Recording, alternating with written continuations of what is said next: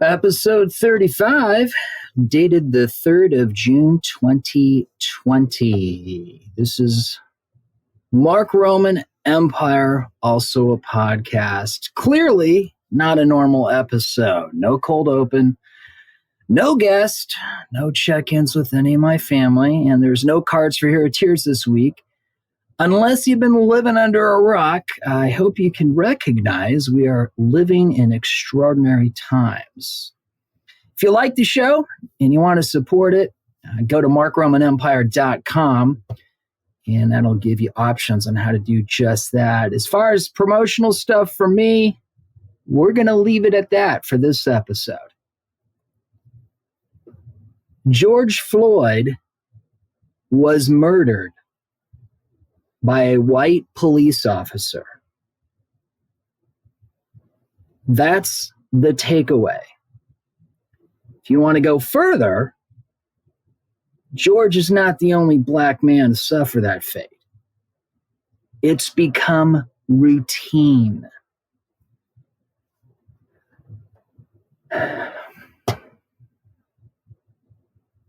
Look, I could talk about all the things I love in my life that involve people who don't happen to look like me, from where I even get my identity as the entertainer. It's the name of a tune by Scott Joplin. First thing I ever learned how to play on the piano. I rewatched Matrix Revolutions last night. Morpheus. Jada Pinkett Smith outdoing Tom Cruise as a Top Gun, badass pilot. And frankly, I love Jada's character in the Matrix Revolutions to be the new LAPD police chief. Yeah, I think it takes a black woman to do that. Damon Wayans pointed that out in his stand-up. Chris Rock also pointed out in his stand-up act that it's funny how we have different standards. When it comes to police departments, we tolerate, quote, bad apples, which is a troublesome phrase in and of itself. Kind of diminishes what's actually going on. But Chris Rock points out, you know, when you buy an airplane ticket, you never go to the airline that goes, you know, most of the time our pilots land planes, but sometimes they don't. They crash. A few bad apples. Would you tolerate that on someone operating on your heart or your brain? A surgeon? Of course not. But we've been tolerating that with our police departments.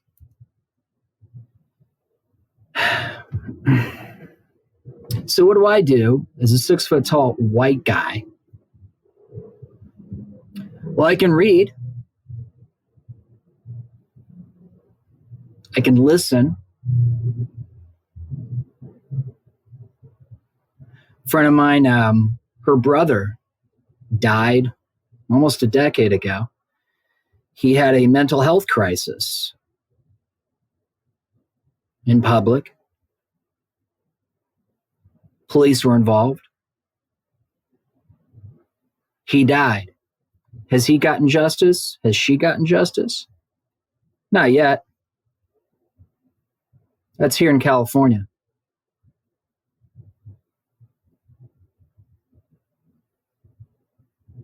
Here's what I did.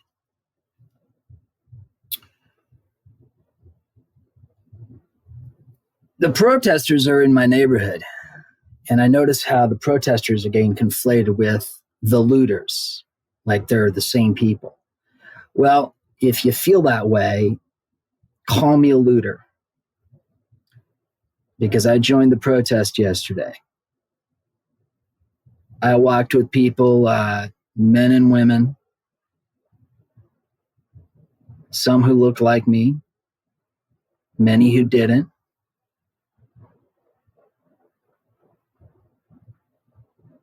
It's weird that I've been watching the Matrix films again, because walking down my Hollywood Boulevard, where for the last 7 years, it was 7 years Monday that my Lieutenant Frank character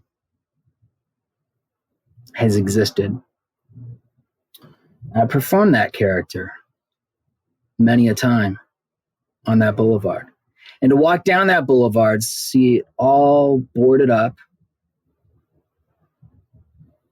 The Baja Fresh, where I've eaten many times. The Jimmy Kimmel Theater, where I've performed in front of many times. The Hard Rock Cafe, where I've performed in front of many times. All boarded up. And in front, there's all of these National Guards and their military vehicles, like I'm in a war zone. But I'm not. I'm told that I'm living in the United States of America, the one that, as a school child and as a Boy Scout, an Eagle Scout even, I would recite the Pledge of Allegiance, which ends with liberty and justice for all. That's a lie. It's a lie I have said, I've recited many a time. Because not all Americans experience equal liberty and equal justice. That's why people are in the streets. So if you're confused and you're having conversations about looting or riots, I gently suggest, with a lot of force and vigor, that you fucking get your eye back on the goddamn fucking ball. It's this. Your fellow Americans are being murdered by police officers. Period. What are you going to do about it? Because we've together done really nothing. Because of a combination of circumstances, a pandemic, a lot of people being quarantined at home, and George Floyd's just the latest. He's certainly not the only one. But there's a groundswell now. There's a moment in history. This is our 1968, which I was not yet alive. I was born a few years later after 1968. Maybe many. But that's how I see this. This is my 1968. So what am I going to do as a 6 foot tall white dude? Well, I marched yesterday in Hollywood.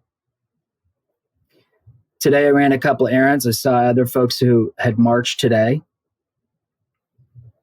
I'm wearing my mask, got my sunglasses on. I'm carrying my bag, my stuff. I'm walking along. All I had to do, I just lifted up my fist to show some solidarity. And it was appreciated. Today, I took some funds from my Angelino card, which if you're in LA, you might be aware what that is. If you're not, some homework. But I qualified for the Angelino card, so I used part of that to give to the Black Lives Matter's LA Bail Fund, which means the people have been arrested, which are hundreds each day. They need some bail money. They need some legal help. So I don't have a lot to give, but I had a little. So I did that. That's something I could do. So I did it. I think I need to do a lot of more research, a lot more listening.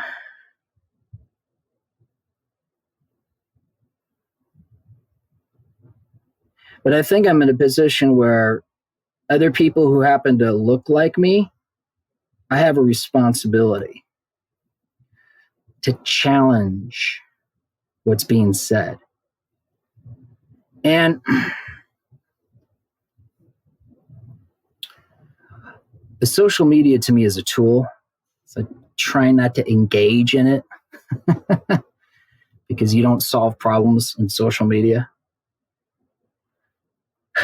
But I want to share this with you, and then kind of leave it at that with some web links that might be useful, that they were useful for me and I'm taking advantage of them. Maybe they'll be useful for you listening.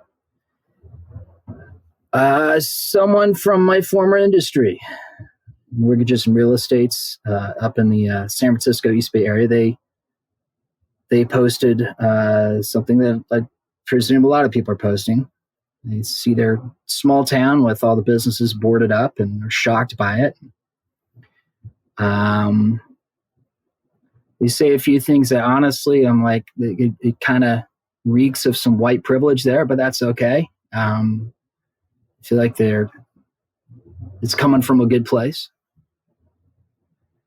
And they say, we can't kick this can down the road to our children and grandchildren. And the whole being upset because your life's disrupted because businesses are boarded up, the obsession about looting, it just...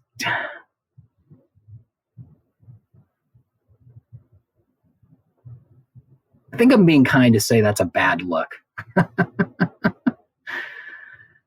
So this is how I responded to that post. Black men keep getting murdered by the police. That's my takeaway. I use my white privilege with protesters today. My Hollywood is boarded up just like Danville and Walnut Creek. This is our 1968. We get to choose which side of history we are on. I see the pain in the eyes and the hearts of my friends and fellow humans who happen to look different than me. Let's keep our eye on the ball. It's not about riots or looting. It's about racism in our police departments. What are we doing to end it? So I posted that yesterday.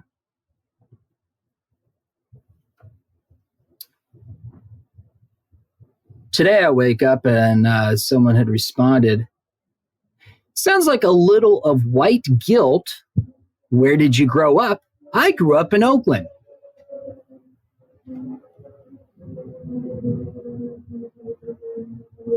Yeah, how do you take that?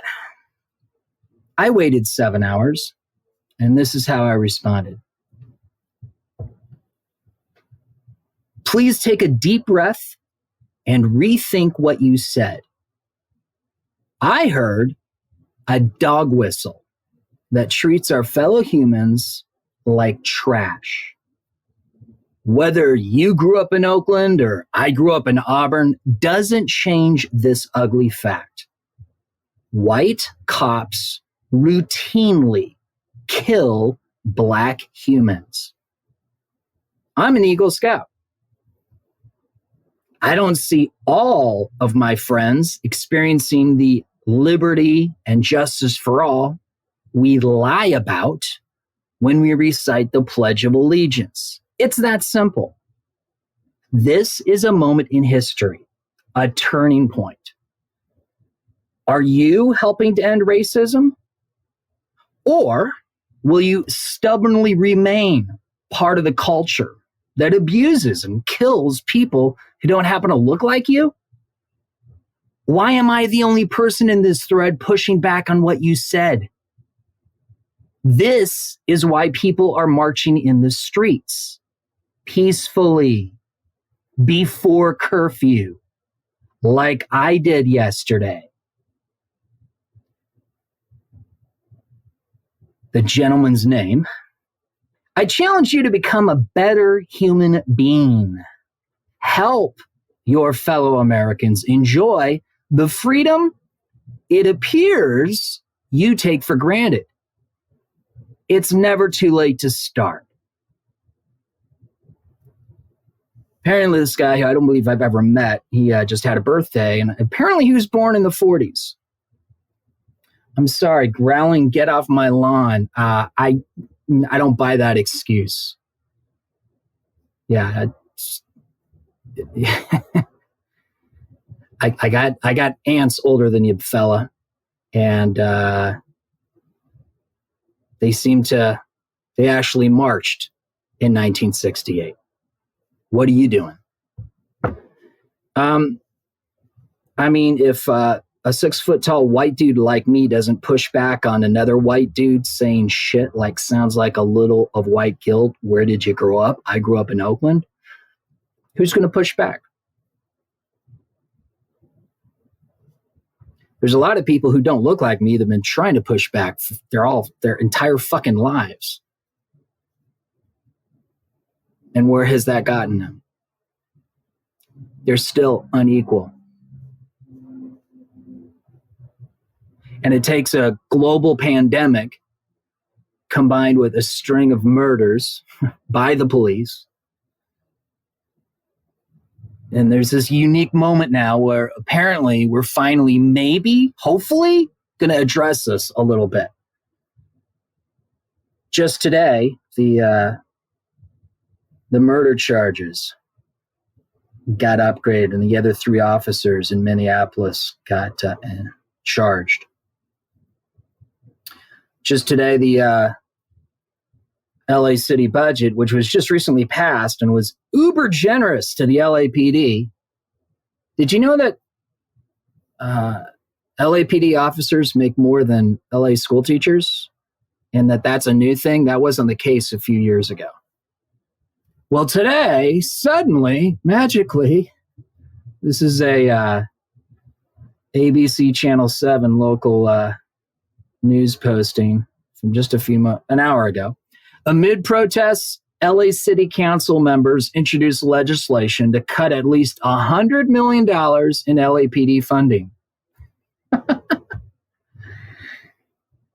There's studies that all the militarization that I've been witnessing in my hometown here of Hollywood, so I feel more at home here in Hollywood than I ever did in Auburn, in the Sierra Nevada foothills, or in San Ramon or Walnut Creek in the San Francisco East Bay.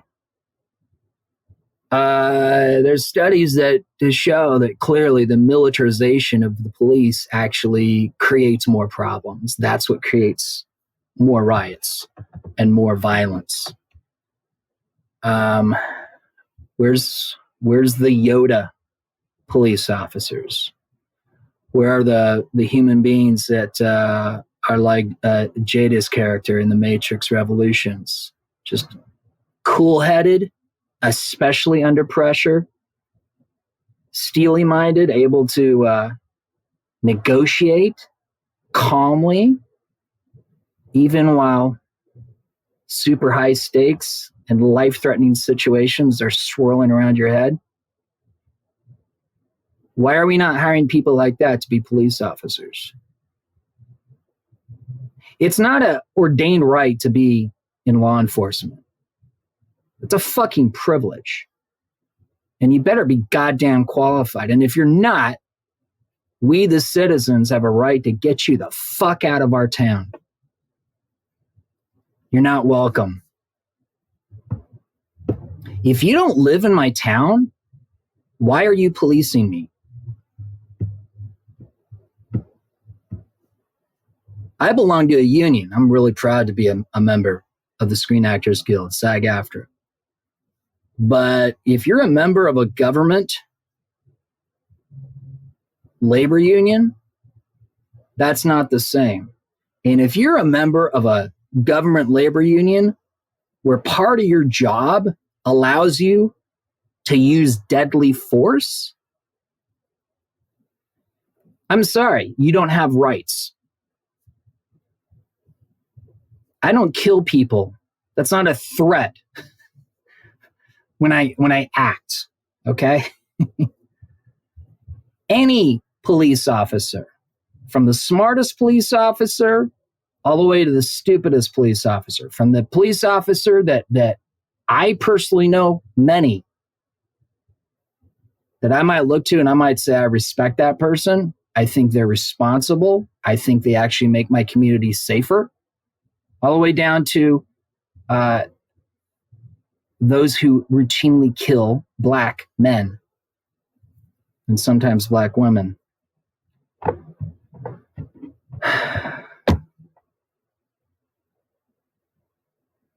I have a responsibility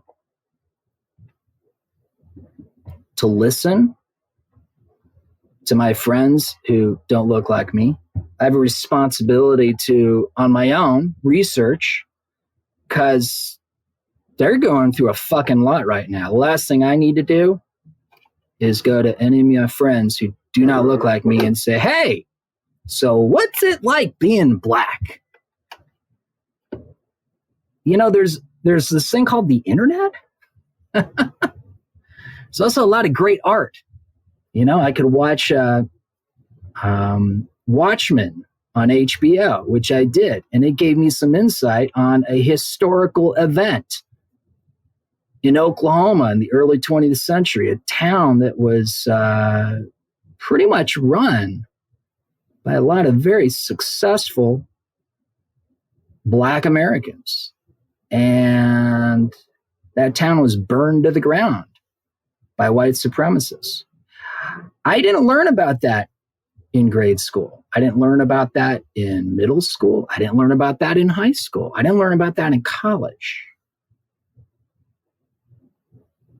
Someone had to make a piece of art, a TV show on HBO, and that's when I learned about it.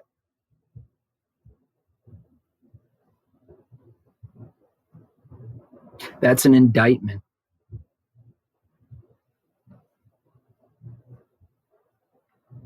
If you want to do what I did, you can go to, especially if you happen to live in Los Angeles, you can go to blmla.org,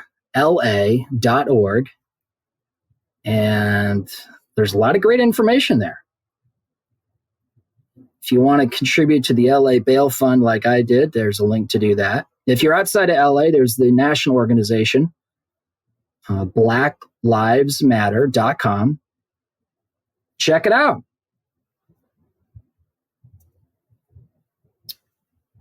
Do something.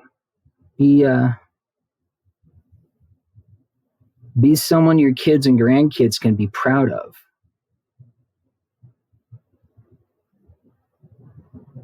When people who look like you, who have a lot of fucking privilege, say stupid shit, say ignorant shit, say outright fucking racist shit, push the fuck back on that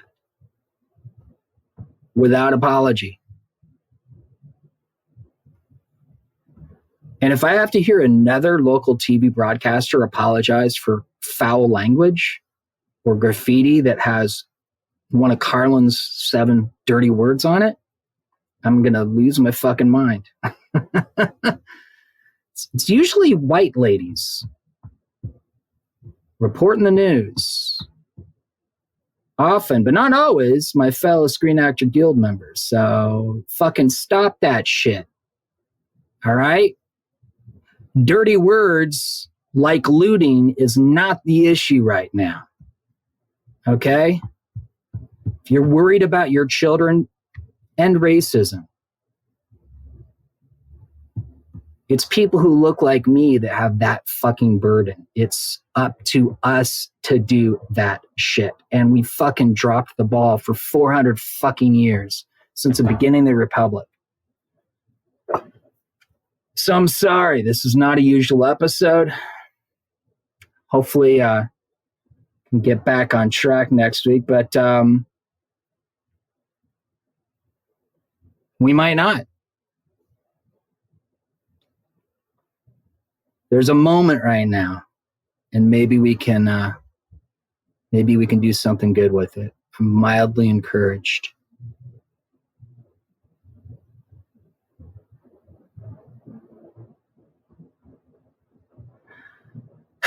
It's something when you see it on the news, but when you're actually marching on Hollywood Boulevard and La Brea and Sunset, and you're marching next to all kinds of people,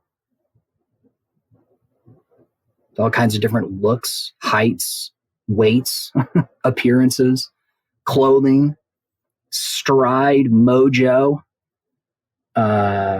Some with signs, some without. I'm haunted. I'm fucking haunted by the looks I saw in the eyes of fellow human beings, men who happen to be black. Or maybe they got a dark suntan. I don't know.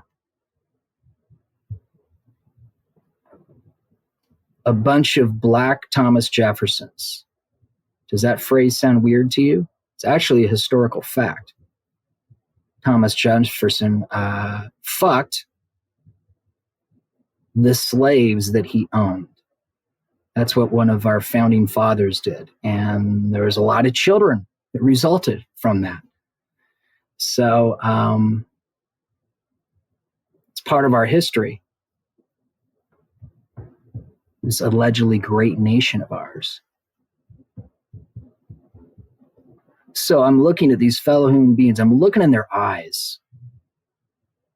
These black men who I've never met before, but I met them. I'm like, hi, I'm Mark. What's your name? Tell me your name.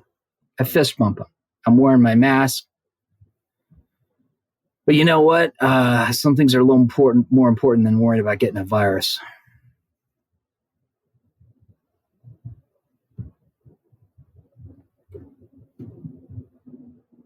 Their eyes. I saw fear. I saw very cautious hope that almost didn't even want to acknowledge itself because it felt so fragile that it might like disappear if you did so. I said things to the LAPD because I was wearing my SAG-AFTRA black t-shirt and carrying a sign that said, let me read it here. Police unions failed. Hashtag Black Lives Matter. Yeah, see, I put my hashtag Black Lives Matter on the sign that I carried in the streets. I didn't put that on my black square on Instagram. I did the black square too, but somehow marching seems to be a little more important than that. I'm haunted by the looks of these fellow human beings, and the only difference between them and me, color of skin. And to realize that look I saw in their eyes, like that wasn't a today thing. That wasn't a this moment thing. That wasn't a isolated. That's like I was seeing what they fucking live with every single fucking minute of every day, of every week, of every month, of every year of their lives up to this point in 2020. I don't know what that's like. I haven't lived with that. That's called my white privilege. What they do.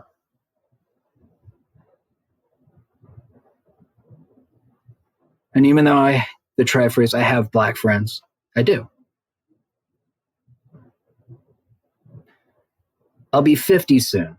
So in my almost half century of existence, it's not until yesterday marching with these fellow human beings and I look in their eyes and I go, fuck, that's what this is all about.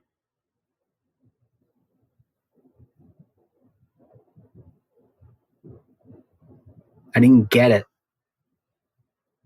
I still don't get it. But I got a glimpse. I stepped outside my fucking comfort zone and I got involved.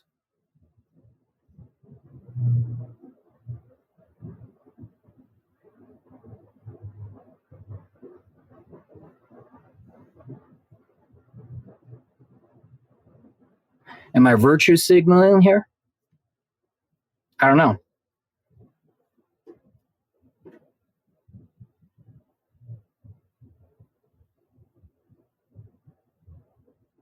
Is it virtue signaling when you see someone do something wrong that's part of the problem and you push back on it, especially when no one else is, fine. I'm virtue signaling.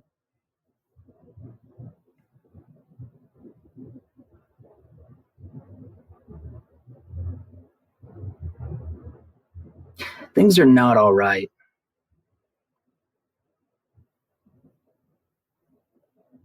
There's still homeless people. There's still women who are being beaten right now, children as well, because they lack power and resources to defend themselves from men.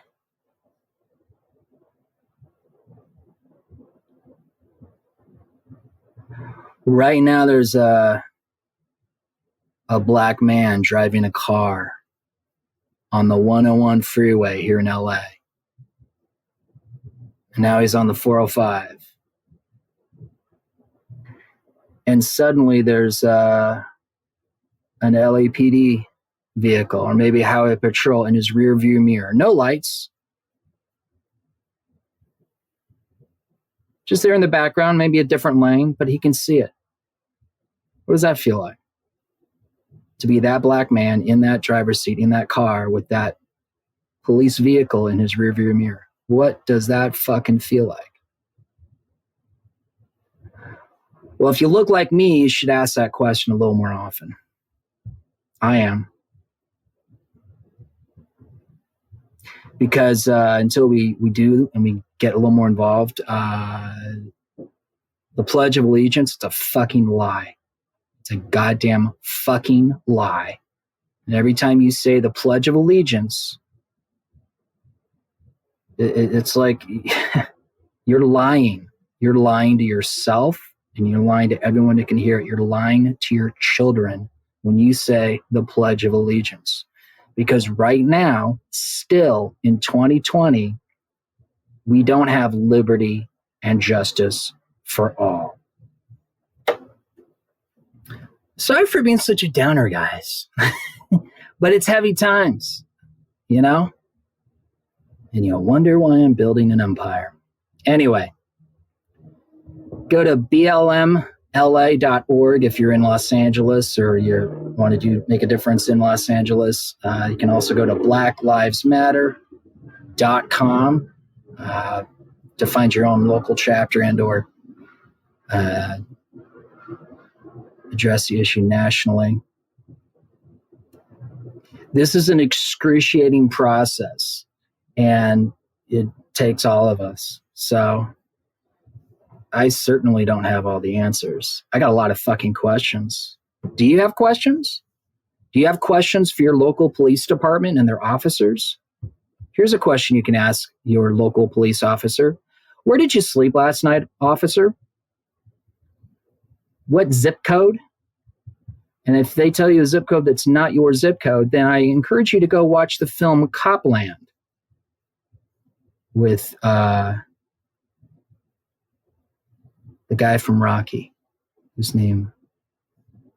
The guy from Rocky. What's his name? Sylvester Stallone. Watch Copland. And ask yourself, how many officers in your local police department are just like the officers in the film Copland? Just that alone, maybe, could make a difference. If you look like me, do a little more research. Start asking more questions. That's what we can do. Okay? We all bleed the same blood. We're all human beings. And we're not taking care of each other. Let's start. All right, guys. Hopefully less heavy next week. And you can always go to markromanempire.com if you want to check in on all the stuff I normally talk about. But this is a moment. This is a week. So be safe out there. Listen. Check in. on your friends, not random people you don't know, your friends, okay? Just listen. They don't look like you. They're going through a fucking lot. They have a lot less emotional bandwidth. Be a fucking friend. Be a fucking fellow human being. Get curious about Black Lives Matter. March.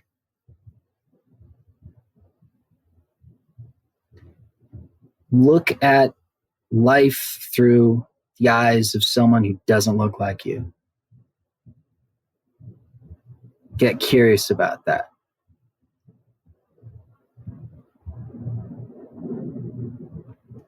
That's all I got, guys. Sorry, it's rambling. It's this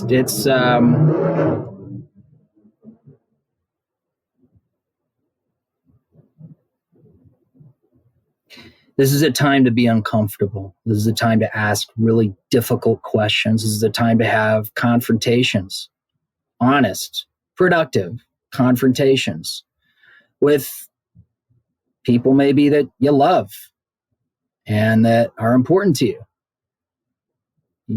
This is a time to question things that the way things have always been, because that has been cruel and deadly to our fellow Americans. So that doesn't work anymore. Your fucking tradition kills people.